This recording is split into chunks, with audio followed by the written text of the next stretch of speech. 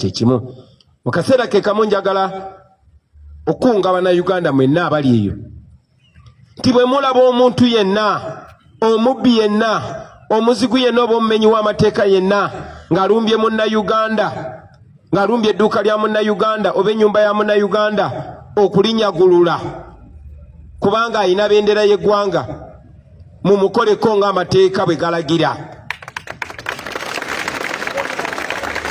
Ate oba tubakunga okuyamba bannayuganda bannammwe okubalwanirira n'okwerwanako ng'omubbi yenna abalumbye ne bw'aba tabalanga kubeera na bendera ya ggwanga. Naye ate omubbi omutemu alumba bizinesi yo ng'akulanga kwagala ggwanga lyo. Njagala obbakunga mwenna bannayuganda ne bwe baba tebalumbye bizinesi yo naye n'olaba ng'abayaaye ng'abatemu ng'ababbi balumbye bizinesi y'omuntu nga baginyagula olw'okwagala ensi ye, mwenna mwegatte mukole kyonna kye musobola okumutaasa n'okwerwanako kw'abo abatemu ababbi. Kwata kyonna ky'osobola nga munnayuganda, amateeka gakukkiriza okwerwanako. Tewalindabanga enkuba ejja, leka tutekule ebintu bya gavumenti.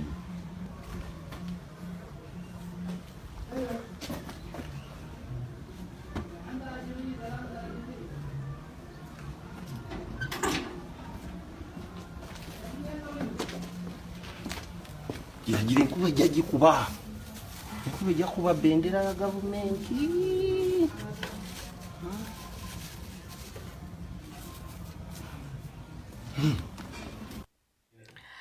Omukulu oba abakulu batugambye nti bendera tekubwa nkuba. Abaana bagamba ize katukijjeko tugiteekeyo. Naye ne zino ze baateeka ku piki emmotoka nazo tuzibikke nga munnange. Ale munnaye abakulu. Era bendera mboyi nagikubira saliyuti. Abaana oba bazikubye mu bukyamu bo basazeewo zikuba. Anyway, be bannayuganda obayiiya bakuyiiya mu ngeri y'emu. Waliwo munnayuganda akalakatiddwa embooko mu ggwanga erya South Africa eyo nsonga za kubba mmere ku stoovu. Akikoze atya. So ng'ate olunaku olwajjo General Yoweri Kaguta Museveni yasinzidde ku State of National Address gye yagenze maaso n'okuba ng'akola okusiibula omwaka n'akolokota Robert Kyagulanyi Ssentamu n'ekibiina kya NUP nga bwe batikka abantu wamu n'okugenda maaso n'okubeera nga bawugulaza bannayuganda era nga bawagirwa abazungu. Mwami Museveni ebigambo teyabadde na biwoomu eri Robert Kyagulanyi Ssentamu. Kakati bino byonna obyogera bagamba bw'oba ogoba musajja munno olekamu aganaakuza. Yayogedde jjo. Kakati Robert Kyagulanyi Ssentamu olwaleero onaawulira bwe bakugamba Kyagulanyi Ssentamu ku intaneti katujje tugenda beera nga tubitunuulira. Swaba Kasumba musajja Muisiraamu azze ayimba ennyimba ez'Abasiraamu yakyuse nadda ku nnono. Simanyi gwe kikyo kirowoozaako naye Asani Ndugga naye musajja Musiraamu yakyuka nadda ku nnono. We tuwogerera bino ate mulokole oyinza okuba obadde tekimanyi naye byonna ogenda biwulira bikuleetedde weewuunye. Ekituufu ki mu nsi? Nnono y'entuufu? Ddiini y'entuufu? Kiki ekituufu? Ne bwe tugenda beera nga tubitunuulira.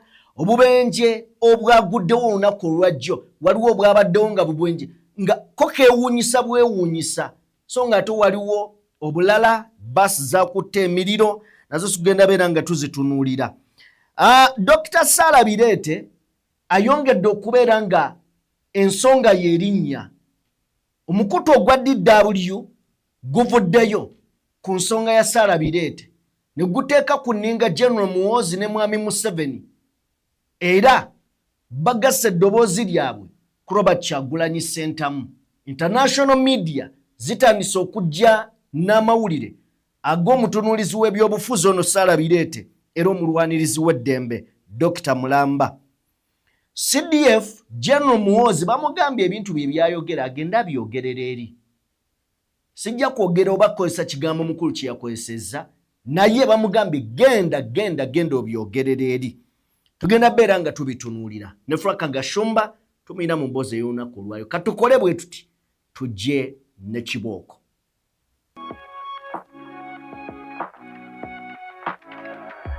DPTV Uganda, Dawn People Television. Omanye motoka jamusa na kunonde. Okuse kuse estate doba amenvu. Mazikwa kuse estate doba amenvu. Sorry. Kadogo. Sorry. Nanza kwe kupita. Muleke mungato. Muleke. Olimupi. Chicha chikusule jabu. Okuba lero kadogo. Enjale kuluma bosaba Gwagenda okuba abantu amenvu. Kale ndira Enjale kuluma bwati. Ndirabayo. Kwa busiruvu. Gweleka business gweleka sigala. Soma nyako sente ze bakuwa wano ositekawo. Nazigula mu fridge. Wazigula mu fridge sigaye yachikuwa. Kulira nateka mebi. Chicha chikubisa amenvu. Chicha chikubisa amenvu. Emmere yange yaweddewo. Chicha chikubisa amenvu. Lwaki wasudde ddalu mu community? Oli munani. Lwaki wasudde ddalu mu community? Abantu babeerawo nga bali ku muteekebo. Otambula n'obusoga oli mubbi. Oli nyawupe. Lwaki otadde famire yo ku muntu eri? Famire yo nayina yeeraliikidde maziko. Kadogo njagaloddemu amagezi. Leero ngenda kwekubira nze. Kadogo nakugamba nti kumagande community. Ngenda kunoonya. Paka nakukukola. Otambula n'obusoga. Otambula n'obusoga. Oli nyawupe. Chicha chikukoza n'obusoga. I will never What's your problem? What's your problem? Kadogo, lero genda manya chama bakoye. Abantu bakoye. Kadogo. People we are tired of you. Get up. No, Kadogo. Garami. Down. Ngoja nikwambie wewe. From today, behave. Mwe kadogo mwaka yaguyingidde bulala nnyo. Yaguyingiridde ku kibooko. Anyway, okusinziira ku information gye tufuna eraga nti bannayuganda abawangalira munda mu ggwanga erya South Africa bavudde ne badisciplininga munnaabwe oyo munnayuganda awangalira mu ggwanga lya South Africa mu kitundu mwawangalira abadde asussizza okweyonoona ng'akola emize emibi omuli okunuusa ebiragalalagala, omuze omulala okutambula n'obwambe. Omwamba abadde abwagaza ki? Oba abanoonya mirimu gya kuwaata, okubuuka nabba emmere y'abantu ku zi stoovu, n'okubba amenvu. Ndowooza owulidde nga bamugamba amenvu g'abantu bagaki. Kakati bano basazeewo bamukangavvule bamukubemu kibooko oba oli awo aleme kubeera nga yeesiriwaza okusukkaawo. Emboozi yeyo eri ku katambi ako okusinziira ku Rita Kagwa blogger avuddeyo n'atugamba bw'ati. Anyway, ebyo tubiteeke ebbali. Olunaku olwajjo Mwami Museveni bwe yabadde ng'ayogerako eri eggwanga yakolokose Bobi Wine nga bw'awagirwa abazungu, yakolokose Kyagulanyi nga bw'asomba abantu okubatwala ku laaleze, yakolokose Kyagulanyi nga bw'atambula n'emmotoka ezisukka mu 200 ng'agenda mbw'alaga ensi mbw'alina obuwagizi ate nga tabulina. Mwami Museveni yagambye nti okumanya talina buwagizi olaba ne baalina abo bakandidates be bali mu kujja kwegatta ku NRM. Era Mwami Museveni bingi byayogedde. Kakati bw'oba ogoba musajja munno olekamu aganaakuzza. Sematimba Bwegire abuuzizza kyenjogera ku munnamagye omu gwe bayita Meja Kuteesa eyalabiddwa ku mikutu ng'alagira gurupu y'abayaaye n'ababbi ng'era awoninga bannayuganda nti munnayuganda yenna anaasangibwa ng'ayina bendera y'eggwanga mu dduuka lye oba mu bizinesi ye nti ababbi bagenda kujja bamubbe. Poza okukibakubira mu ttooki n'okukyangaza obulungi, Meja Emma Kuteesa musirikale w'eggwanga erya UPDF ali ku ddaala lya Meja. Naye Kuteesa ne Christopher Damulira balina omulimu gwe badde bakolera Museveni nga beetoolola eggwanga lyonna, nga bagenda mu biseguusi oba mu ghetto ez'enjawulo nga bakuŋŋaanya abamenyi b'amateeka, ababbi n'abakozi b'ebikolobero. Abamu bagenda mu makomera ne babajjayo ne babasuubiza nti singa banaakolera gavumenti ya Museveni emisango emirimu egyo emikyafu egiri egy'omu okutulugunya abantu, okuba abantu naddala b'opposition, bajja kuba tebalina musango era gavumenti ejja bakuuma. Era be bayaaye n'ababbi n'abatemu be mwalabako nga Museveni agenda okwewandiisa nga bayita mu kibuga nga banyagulula abantu, nga bakuba abantu. Omukyalo omu gwe baakuba yafa n'okufa. Mu be banyagulula mwalimu ne Jessica Lupo, naye tewali musango gwonna gwe babagulako. Kakati kubanga bannayuganda batandise okweyagalira mu bendera yaabwe, Meja Kuteesa yalabiddwako ng'akubye olukuŋŋaana ng'alina abo abayaaye ng'abalagira ng'erawoninga bannayuganda ti munnayuganda yenna n'asangibwa ng'ayina bendera y'eggwanga mu bizinesi ye tibagenda munyagulula.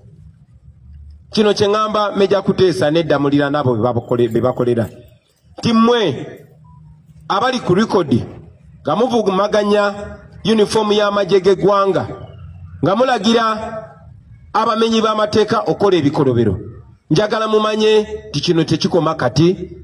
Ku kiseera ekituufu ng'enfuga ey'amateeka eddiziddwawo mu Uganda mujja kwanukulira ebikolobero bye muli mukola kubanga biri documented ku kamera. Era njagala n'okulabula abaana ba ghetto abali eyo mwe bebakozesa mu butamanya nti abo babakozesa ne bajja kumala babasuule mu kinnya. Sobi mwalaba kye bakola Zebula ne kye bakoze bannaffe abalala bangi nnyo. Mu kiseera kye kimu njagala okutuusa obubaka eri bannayuganda mwenna abatulaba. Okusookera ddala ddembe lyammwe, sina ddembe naye buvunaanyizibwa bwaffe okwagala bendera yaffe, ogyeyagaliramu, okujaagaza abantu, okugiwa ekitiibwa n'ogyenyumirizaamu. Era njagala obbasaba bendera y'eggwanga giteeke buli w'osobola mu nju yo, obeere ng'ogirabako ng'oddamu omwoyo gw'eggwanga, ogiyigiriza abaana bo, ogyagaza abaana bo, ogyagaza emikwano gyo, na buli atamanyi bendera ya ggwanga kyetegeeza gimuyigirize nti eno bendera si ya muntu, si ya kibiina kya bufuzi, wabula eno bendera ya ggwanga. Buli omu oba owagiraani oba ofaanana otya kasooba ng'oli munnayuganda, eno bendera ogiinako omugabo gwe gumu era ekwesa ekitiibwa kye kimu.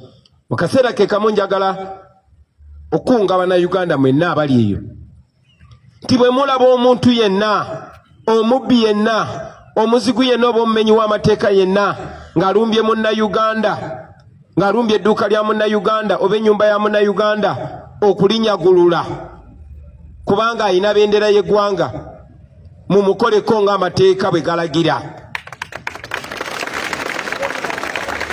Ate oba tubakunga okuyamba bannayuganda bannammwe okubalwanirira n'okwerwanako ng'omubbi yenna abalumbye ne bw'aba tabalanga kubeera na bendera ya ggwanga. Naye ate omubbi omutemu alumba bizinesi yo ng'akulanga kwagala ggwanga lyo. Njagala obbakunga mwenna bannayuganda ne bwe baba tebalumbye bizinesi yo, naye n'olaba ng'abayaaye ng'abatemu ng'ababbi balumbye bizinesi y'omuntu nga baginyagula olw'okwagala ensi ye, mwenna mwegatte mukole kyonna kye musobola okumutaasa n'okwerwanako kw'abo abatemu ababbi. Kwata kyonna ky'osobola nga munnayuganda, amateeka gakukkiriza okwerwanako. Kiba kya busiru nnyo okuleka omumenyi w'amateeka, omutemu, omubbi okutulugunya bannayuganda. Tuveeyo. Comrade Aitawa, embeera y'obulamu si nnungi.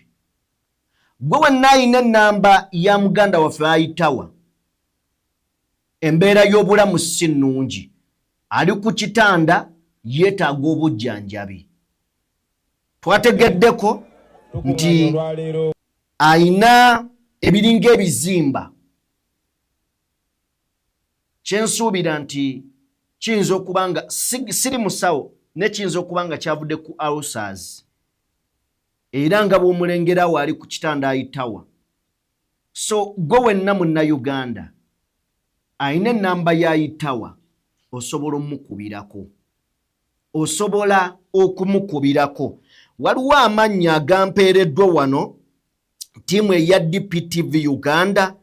Njagala kubeebazaako mwenna okuli Black Lady, Mim Ntale, Mulungi Gertrude, Josephine, Annette, Mark, Habiba, Baby Girl, Chinji Julius, Jeff, ne Sophie Wasira, Maggie, Semakula, Talent, ne Aunt Jenny, Julia, Generous, Carlos, Nkurusumu, Precious, Harriet,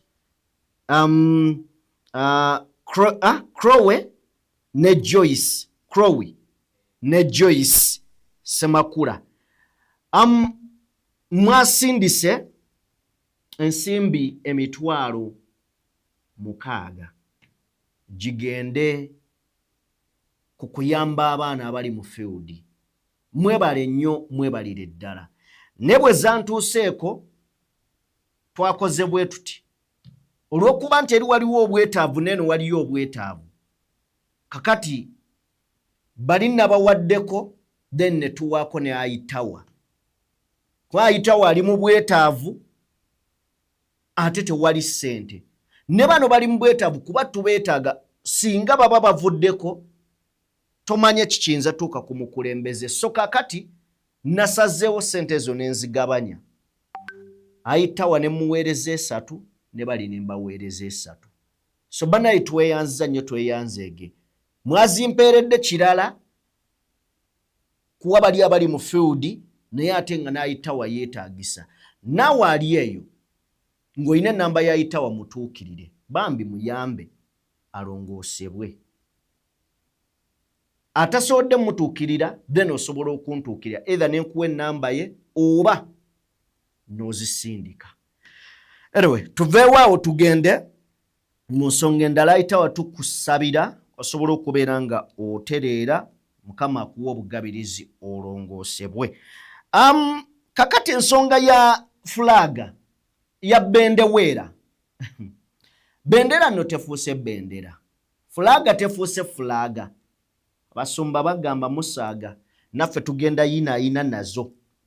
Kyagulanyi yagambye nti bwe gubanga musango okukwata fulaga y'eggwanga, okwagala eggwanga lyaffe, bane guno ffenna tuguzze.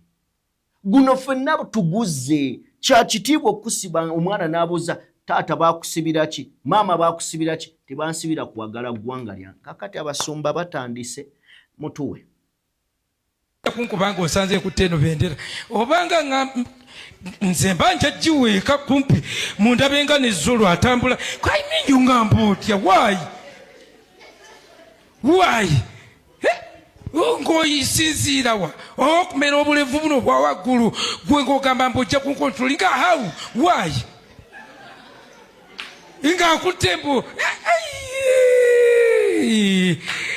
kati nzaawo mbabuulira nsi ejjusa nakwejjusa ne bebakuba ne webatanze sikiina namu buzibu nga nfiiri kwegangawesa ogenda kigamba ki nga bwe ndiba ndi awo ng'ozise nga nawe wafudde ng'oŋŋamba nga nkugamba siggwe wanzitira ki nti nakusanga okutebendera nyoko yagingulira bendera gye naguze ne ssente zange, bendera y'eggwanga okuli ekinyonyi ky'eggwanga ng'oŋŋamba otya. I mean, mulimu ebintu nfe bita ayamwe mata. Bwe mba nga ideology gye ndowooza nga si ndaba eri clean, neekebera mu mateeka it is clean, neekebera mu Bible it is clean, neekebera wonna it is clean, nze sikiraba mu buzibu. Ndaba patriotism, ndaba kukwanja, ndaba mukwano, ndaba kunywegera ggwanga lyange. tuzikwate Namboole ne tukwata ffenna tugenze kuwagira ttiimu ya ggwanga abaddusi bambi bwawangula n'agyezingirira. Lwaki patriotism? Twagala eggwanga, tunywegera eggwanga. Niba nenga abantu balina kibanoonya ku bannaabwe.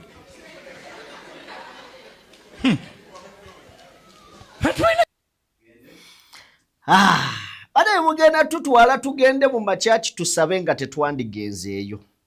Machachi aga ng'owulira omuntu akwogerera kale by'oyagala, ng'owulirira ddala akwatidde ddala wali w'oyagala. Ono pasita sisita wange ng'akyali muto nandi mumuwadde. Naye lwaki era owange naye kale okitegeera. Anyway, kale tuveewaawo kakati tugende. Amushuwa mwenna abagoberera ku music nga muwuliriza ku ndongo mwali muwulidde ku musajja gwe bayita Swaba Kasumba, mostly abayisiraamu. Mwali muwulidde ku musajja gwe bayita Swaba Kasumba. Swaba Kasumba musajja abadde musiraamu. Lwaki tugamba nti abadde yakyuse nadda ku nnono?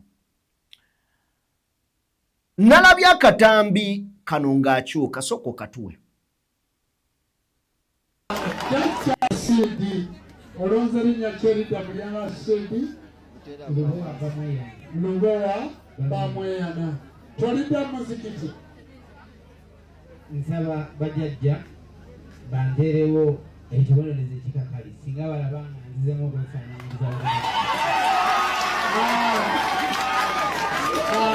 Jjajja Lubowa ne jjajja Bamweyana omusaba ki? bajjajja mbasaba okisooka nze saagala siri mulimba sirimba njagala ku bintu bampe ku bintu. Jjajja Ndawula ngambye babiyita buuma. Bampe obuuma obunga n'obujjo. Bampe obuuma n'obujjo alyeyo ng'omanja nkuwe. Alyeyo wera obwetaavu nkuwe. Alyeyo ng'oyaya n'obujjo okundabako atoddeyo ng'osanyuse. Wali agadde okuba n'olubiri olw'obuwangwa n'ennono ojjanjabe kuba nti jjajja njagala okutandika n'enkya ebikalo by'okandewa okujjanjaba otandika okujjanjaba awo nno jjajjawo muzigalo awo nga Katonda w'abajjajja emizimu misembe amalomera amayembe bwekyetome Katonda wagenda mugereka olwaleero lasidi linnya nnyonyodde gye wafa ono ye Kasumba Bamweyana Lubowa. Nsabye Katonda w'abajjajja akulembere. Abasawo n'abanyabo. Okusookera ddala obuwangwa nnono oba nzikiriza era okkiriza ng'omusiraamu bw'akkiriza mu Allah ne Nabbi Muhammad. Nzikiriza ng'omukatuliki wakkiririza mu Mariya, Yesu ne Katonda, ng'omulokole wakkiririza mu Yesu ne Katonda. Eyo nzikiriza. Enjawulo eryemu nti yo ya nnono. Now, Swaba Kasumba yavudde mu busiraamu n'agenda ku nnono. Yanonyeyo kisente ebyo saagala biyingirira. Ayagala kufuuka naye musawo wa kinnansi nabyo saagala biyingirira.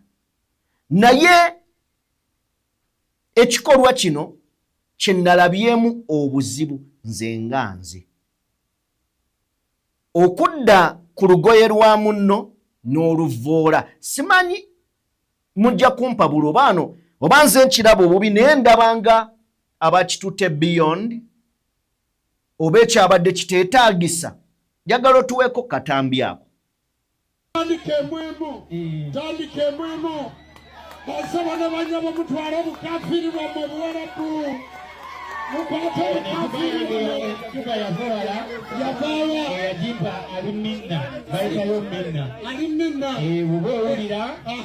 Abdara zake Ahmedi Mukasa. Yes, Abdara zake Ahmedi Mukasa. Mukasa kuma ngenda mukansira. Daga jubayo. Teka ongenda kubitwala. Kufuta bagenda Georgia. Asigara Georgia gatentala munsi. Endala munsi ngenza jibika kusawa mala. Endala buseno nze bulira.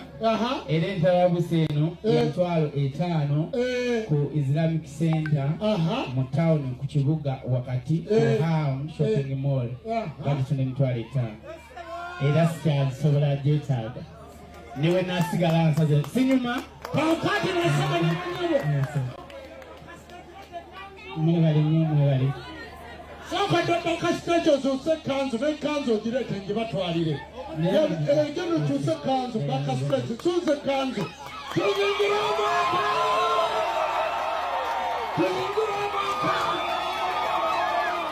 Chiri chipya. Chiri burundi. Eyo yanzikiriza yobwanga naki. Ate eyo yasala kabona jumba lubo aligawesa. Okusookera ddala twabadde mu nnaku z'omwezi 31 nga enzikiriza ez'enjawulo bategese okusaba okuyita mu mwaka n'okuyingira omwaka omupya. Mu kusaba kuno waabaddewo okulokola, okuzza obuggya abo abagamba nti badda buggya eri oba bazza endagaano obuggya ne Katonda waabwe. Balokole, bakristaayo n'abalala.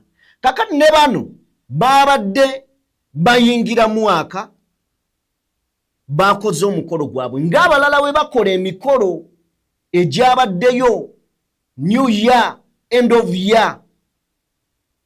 Kakati nabo babadde balokola eri abo be bagamba nti baabula ne bagenda mu madiini ne bava ku nnono eyaabwe ey'obujjajja. Swaba Kasumba yavudde mu Busiraamu nadda ku nnono. Bwadda ku nnono yabadde alina okuweebwa erinnya nga bw'ogenda mu Busiraamu ne bakuwa erinnya. Kakati yaweereddwa erinnya.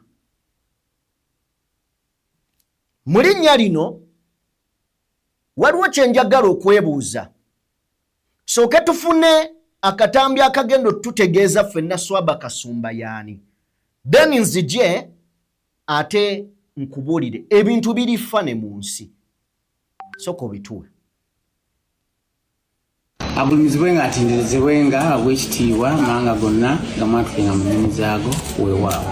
Nze Kasumba Lubowa Bamweyana. Nzikiriza n'ebyatula nti omutonzi yali waggulu wa byonna.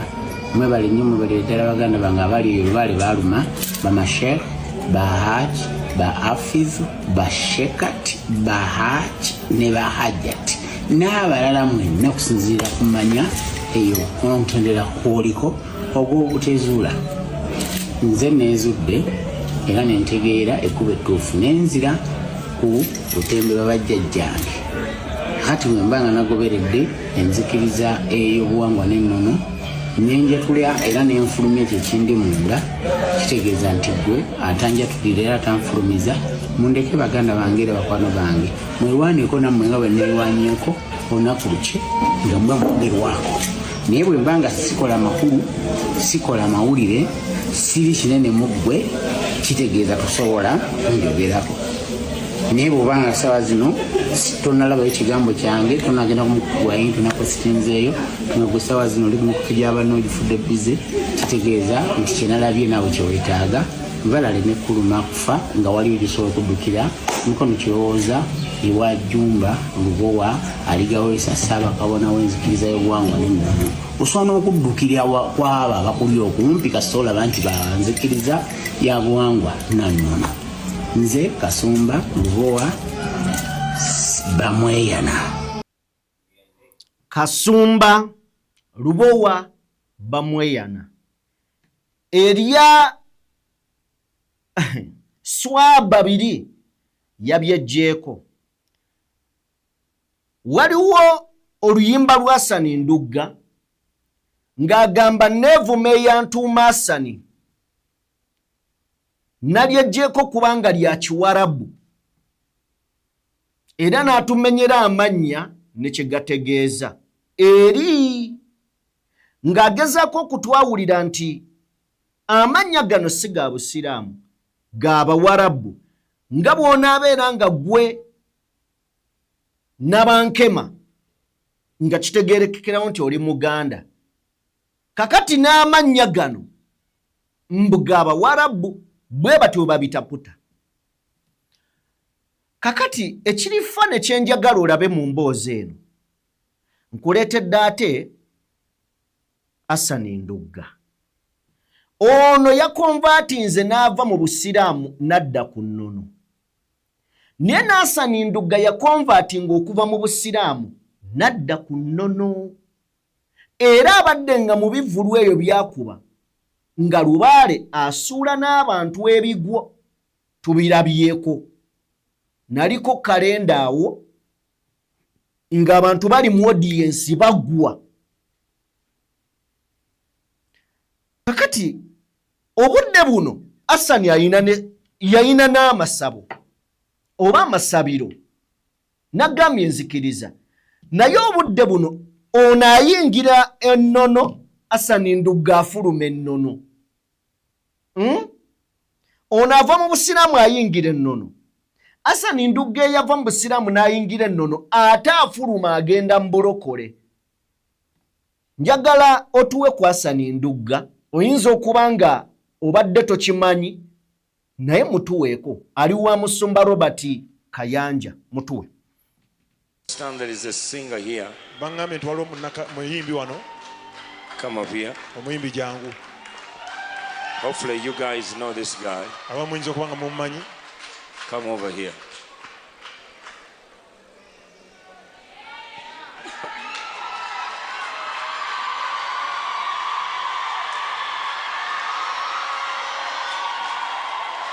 Yes. And who are you? Hallelujah. Hallelujah. Nze Hassan Ndugga. Those are my name.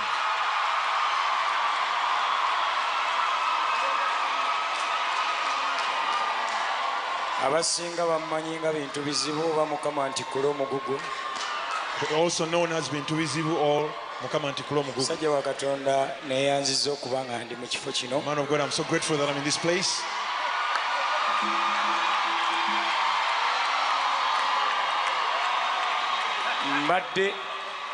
Mbadde ng'omwana.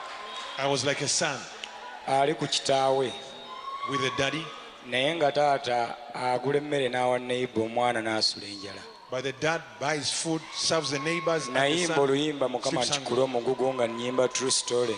But that song Ntikula Omugugu was based on a true story. Naye okuva we naguyimba ate ndabanga ogweyongera obweyongezi. It's like the burdens are just increasing. Kyenvudde nsalawo ne ŋŋamba nti that's why I decided osanga bwe nnaayatula embeera n'akyuka. that maybe when I give my life to Christ, my condition will change. Wow. Do you know this guy? How many of you know him? Wow.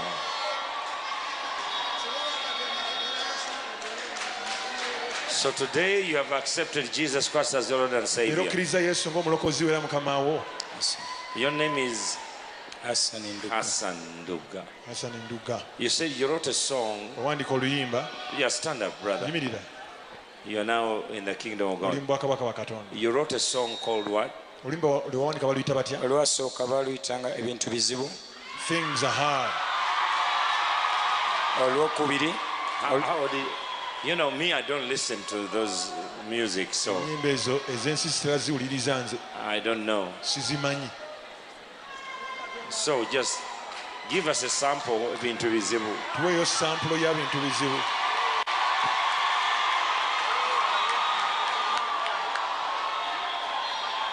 Nze singa nali mmanyi Mukama gye yali asula nti baasula kasangati.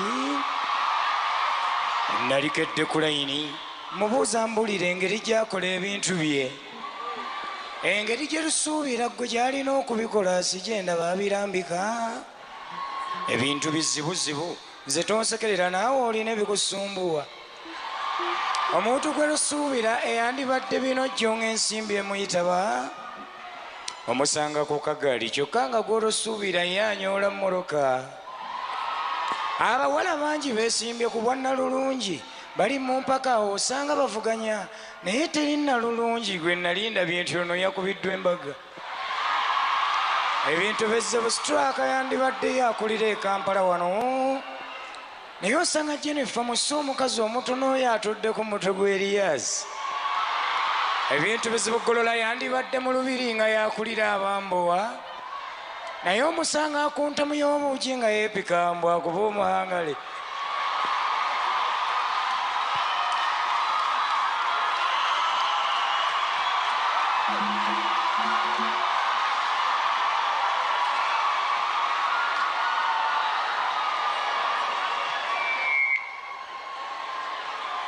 You man, you are dangerous. Now, then ate mukama nti kula omugugu. God offload me of this burden. Nabbi ekinkeezezza olwaleero nga njagala ondagula ekimbuzi emirembe nkimanyi oli mutume wa Mukama era mutuulako naye eyo ku ntebe emu ne munyumyamu naye nange nzibiraako mu mbozi zanyumya Mukama atuwulirangako nga yeemulugunya nti oba Asani yansobya kyenvudde mu kuba balayi aboneebone mpaka lwalyenenya singa Mukama yayina omukyala nandirowoozezza tigyetuyitira eyo nakola amawano naye oyo atalina mukyala nti oba twayagalako omu Mukama kikyandikubonaabona entebe ye taliiko kuvuganya nti oba atya nti naamwesimbako ne mukuba akalulu ng'akyekibuza amakubo g'emikisa gyange nga muli alowooza nti mpagira abamuyeekera ekiro nabadde neebase wange ne nzijukira Mukama byayogera mu Bayibo nti yawaayo obulamu bwe n'atwala emigugu gyaffe agituwonye ffe abantu kirabika ogwange gwasigalira era nkedde pakira Mukama nguleese kati Mukama nti kula omugugu kuba sinza omu kubakomerera ku musaalaba nze siri munyaza yanyaga eza Global Fund oba okutta abeeka nnungu naye kikimbulwa emirembe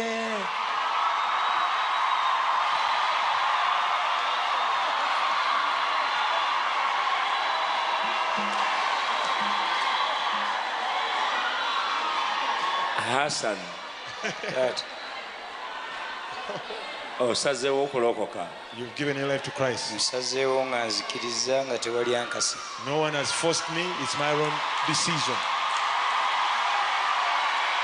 Ate era kino nze ebbanga ddene lye mmaze mu balokole kuba omusajja yampeererako bamuyitanga Pastor Kawuma eziro obwe yafa. There is a pastor who actually paid my omusajja fees. mpromotinze okutuuka wano mwebaza Pastor Igakale ye yalaba ekitone nampromotinga naye ekinnuma music muyimbye ensemmanyi ebweru wa Uganda ne mu Uganda naye simufunamu. But I've not benefited from my music. Otambuza ebigere nga bwe nakiyimba nti oluyimba lukusooka mu maka amalungi. The song goes, it went ahead of me in good form. Bakusanga ku bigere bakusanga nga They find you walking on foot. Wosula siwe wandisuze nga celeb. As a celeb, you wouldn't be saying where I said. Kusalawo ne ngamba nti I decided ngezezzaako ewalala wonna. I've tried everywhere else. Kigaana ne ngamba kansabe nzaalibwe mu maka gano. So let me be born in this ate house nzaalibwe n'ogwokubiri. and be born again. Ye Asani Nduga mwagala mbagambe ki kakati oli Swaba Kasumba yasaza ayingidde nnono ono Asani Nduga afuluma ennono ayingira obulokole agamba emigugu yabeera mu Busiraamu gyagaana najja mu nnono giganye agenze mbulokole. Swaba Kasumba eno gye mirembe gye ginaaba era njagala kubuuza Swaba Kasumba enaze kulaba bibeerayo ne banaamukkiriza okuddamu ogenda mu masigidi singa anaabanga eno abadde azze kulaba bulabi ekyo nkikulekedde. Ekyokubiri Asani Nduga eno yazze kulaba bibeerayo ajjeyo oluyimba oba ebyaddala yalokose. Ekyo nakyo kiri awo kibuuzo. Kati ekisingaana obukulu ababadde bagoberera Hassan Ndugga ku nnono ng'era bakkiriza nti kyakola kituufu era gye kiri abaleseewa. Njagala baga ndi omu ku bantu ababadde bawuliriza ennyimba za Hassan Ndugga sisobola zikoowa kubanga zinnyumira ng'omuntu. Naye ababadde bamugoberera mu kyennono ng'era bagamba kyayimba kituufu abaleseewa. Oba kati agenda bakoowoola ng'abatwala mu bulokole. Kati awo ensi weekubuzaabuliza awatuufu wewa. Mu comment section nja kukusaba ompe endowoozayo gwe kikyolowooza. Soba Kasumba yabikoze, Hassan Ndugga omulabye. Ye DPTV Uganda. Tukuwa ebintu ebyenjawulo. Oba oli awo gwe ne wejjirako ky'oyagala. Tuveeyo tugende olunaku olwajja obubenje bwabadde bungi. Nabadde n'abantu ababadde batambula nga bagenda wala ddala. Natuuse ekiseera ne nkuba essimu. Mukuba essimu nga njagala okubuuza bo batuuse bulungi. Obubenje obwo bus eya Link yakutte omuliro olunaku olwajjo. Naye tetunnaba kufuna information yonna eraga nti waliwo eyafiiriddemu. Mukama yasaasidde. Era twazzeemu ogiraba nga bagizikiza obanga abasirikale bagezaako kugizikiriza ereme kubeera ng'eyakira ku kkubo. Weewo tetwafunye muntu yenna yafudde. Abafunye obuzibu of course tebayinza kubulamu, naye abaafudde tetunaba kuwulirako yadde ebikwata ku bantu abaafudde. Bwe tuba nga tuvuddeko eyo, era akabenje akalala kabaddewo ku bus, ku Masaka Road ako koolengeraawo. Ako nno abaavuddemu babadde banenya driver nti babadde bamulabula adduka nnyo kyokka ate ekkubo lya makoona. Babadde banenya driver ne kano Mukama wa kisa tetunnabawulira muntu yenna yafudde. Naye maloboozi owulira nga banenya driver. Twagambye todduka nnyo. Omwami oyo in fact mutuweekoko katono oyo omwami oyo ng'avaayo awo yakoze statement yeyo.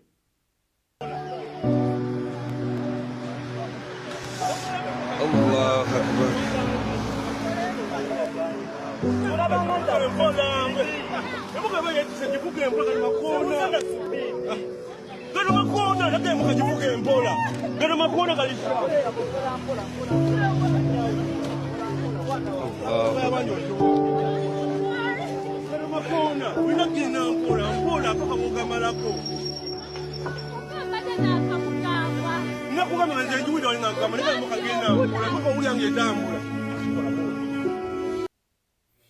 Baddereva bale tukubye omulanga wano ebbanga.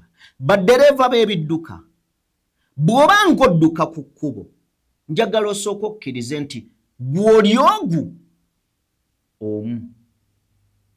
Naye okutte emmotoka etuuza abantu 14 bwe baba tebabatisse kabindo 14. Abo abantu boolaba bootisse bayina famire emabega, bayina omwe ayina omukyala, tubale mukyala omwomu, bw'aba mukyala ayina omwami. Naye tobalaba no bala abaana baabwe nabo kale baveeko balabaani abali ku migongo gyabwe be balina okulabirira. Mumanye nti muvuga bulamu bw'abantu. Muleme kwesiriwaza n'abatamiivu abagamba nti okulwa mu kkubo tunaalwa emulago. Muvuga abantu. Oli akusasudde ssente ze wasabye, gwe wazisabye. Muvuge mpola. Muvuge bulungi. Tetuganye ku kkubo oyinza ovuga obulungi avugisa ekimama n'akutomera. Ni accident eyo teyenkanankananga mwenna mubadde mudduka. Teyenkana ebyaddala. So, muvuge bulungi abantu ku kkubo batuuke bulungi.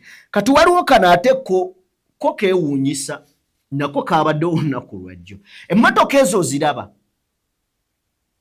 Njagala okaddemu emabega. Kaddeyo emabega.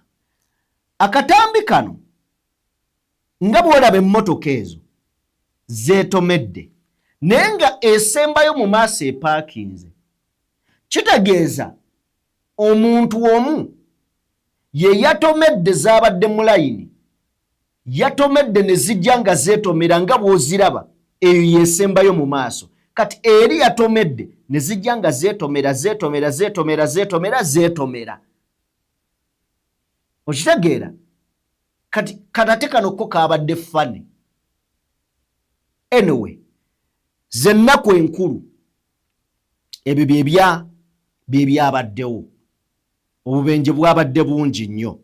Then bwe tuba nga tuvuddeko awo, nzikiriza tugende buterevu mu nsonga ya Dokita era omulwanirizi w'eddembe Kayingo Sarah Birete yakwatibwa gye buvuddeko ab'ebyokwerinda ne bava ne bategeeza nti be bamulina naye ng'ekisinga okukwasa ennaku tebalina musango gwe bamuvunaana.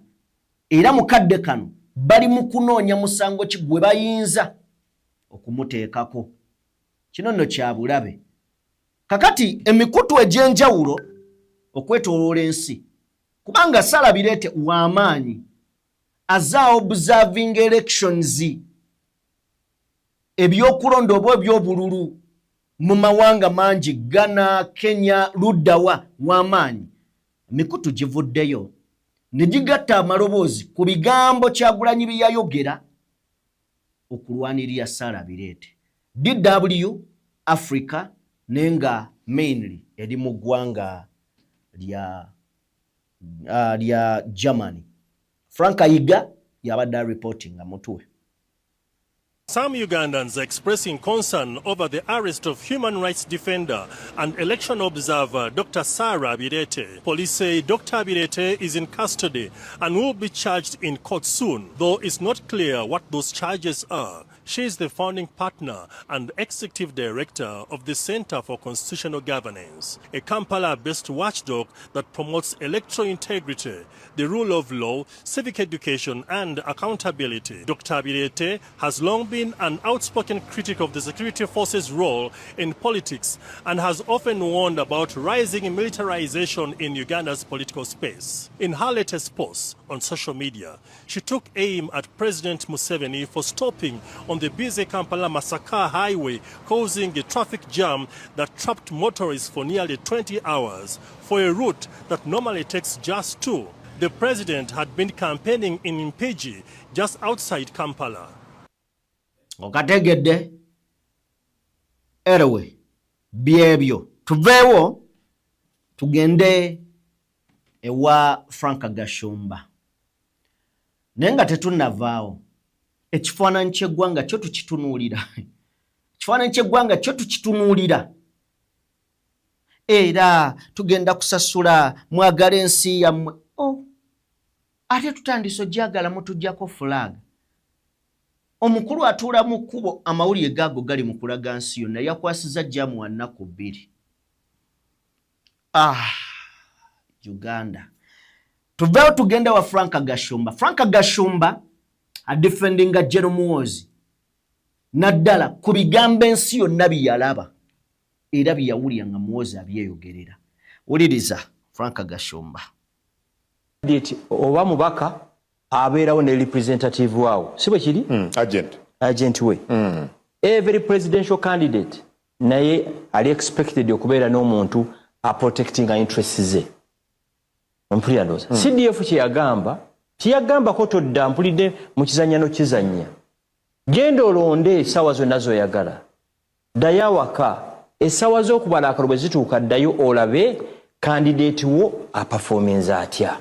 Ompulira singa kungu tugambye nti buli amala okulonda ekisooka okudefendinga ekintu ekikyamu kibeera kikyamu. Olwedda ye kennyini agambye nti mukizanye n'okizanya. Mu bigambo bye twabawo wano ebya Jenumuozi tebyaliko nti mala okulonda ogende ku ssaawa 10 okomewo nga babala. Yagamba bw'omala okulonda vaawo. Bonna alemerawo tujja kukozesa ekyetaagisa kyonna okuyita mu mateeka okujjawo. Era mu bibuuzo bye nabuuza wano nabuuza nti bwe tumubuuza nti gwe tteeka kimu ogenda okuyimirira okugobawo abantu ku polling station ogenda tuwaliriwa, kubanga ffe tusobola okukwata eritusaba era eritulagira okubeerawo tukuume kye tulonze. Baleese Frank Gashumba adefendinge. Baleese Frank Gashumba akole ki? Adefendinge. Gwe mulimo gwabwe okudefendinga. Okwata ekintu nga wano waliwo embwa eyafudde, wawunya n'enswera zinyooka, n'ojjooka kasa abalina amaaso nga n'okuwunyiriza bawunyiriza bulungi, n'obagamba wano tewaliwo kiwunya, mwe mulabawo enswera naye ng'olwedde zinyooka. Kakati ba Frank Gashumba kye bakola bafuna ssente ku defendinga ne ba defendinga ekintu ekirabwa n'ayonka. Anyway, oye Frank Gashumba tumuveeko. Kakati waliwo omwami ayambadde CDF wano, amwambadde nno sagala kusooka kumwogerera, njagala tuwulirize ebigambo bye. The CDF is misguided or is excited to have too much powers.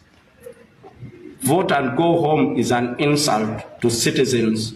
But if we were your children, it is a very good advice. You can tell your children, vote and go home, but you don't tell citizens.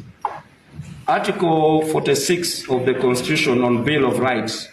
It is the work of every Ugandan, through all means, particularly political, to influence the policies of government. So by voting and securing to make sure that your votes count, you are doing a constitutional job. Article 3, we are not the defense of the Constitution of Uganda. We are not in anarchy. The constitutional order of Uganda still stands. The UPDF have no business addressing the political matters of Uganda. Unless you're telling me your father, President Yoweri Museveni, has failed to govern Uganda, so you soldiers have had a smart coup and you've taken over. You know, such simple statements can follow you to the ICC. When finally, like many careless talkers in '94 said what they said in Rwanda and there was genocide. You know, radio station producers are on the run. So desist from very cheap, derogatory statements that can incite violence, because Article 3 mandates every Ugandan to defend the Constitution by any means. And it goes ahead that any crime committed in the defense of Uganda shall be a nullity. And when governments change, all those who would be sentenced for such crimes for defending the Constitution will be forgiven. So Ugandans would rather die defending the Constitution than to be a slave of a family rule. Does he want us to get that deep? So I think CDF should wisen up. I'm a public policy specialist. In public policy, we give options to leaders. We don't advise leaders. Leaders advise themselves. But I don't think the CDF is so lowly educated that can misuse information. The right thing is, after voting, be in groups and take turns to watch your votes. Stay 20 meters away from the polling station. So there is a perimeter line where 20 meters end from the polling station. You're free to take turns to watch, but don't vote and go home. It is a very, very cheap statement, and I don't think the CDF of Uganda, Commander-in-Chief, should be remembered for such statements. Kakati, omukuru kino siche bayita okalakata boss, agambye okujjako nga CDF ali misguided, obanga kusanyukirira kwa kifo kye bamuwa. Oba ye waddembo gamba famire ye netabeerawo bwe mala okulonda egende naye si mulimo gwe ogamba eggwanga. Naga nti wano tetuli mu Bwakabaka, ekyalina okukimanya n'okukitegeera era okujjako batugambe nti Museveni ensi emulemye alekulire. Muzeeyi azze kkuba. Agambye nti tasuubira nti General Muhoozi munafu wa kutegeera okutuuka ku sso okubeera nga bino byayogedde ye tabitegedde.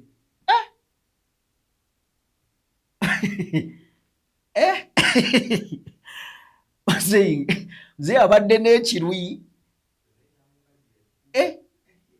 Agambye ebimu wabinnyonnyola bayinza olowooza gwe obyogedde kubanga bayinza n'okwekwasa batemamukako bakawolo ye yayogedde. Ebigambo by'omusajja mubiwulidde, wallahi sibiddamu. Kama Katonda abeere nammwe. Yenze Sajjime, mukutu gwa DPTV Uganda, ntambudde ne Morgan Kulenzi Abe akyali mu manzaali. Kakati Morgan yaliyo mu byuma. Tujja kubeera nga tukomawo n'ebirala bingi nnyo. Katonda abatukuumire, mbeere bulungi, tubagaliza omwaka ogw'essanyu. Peace.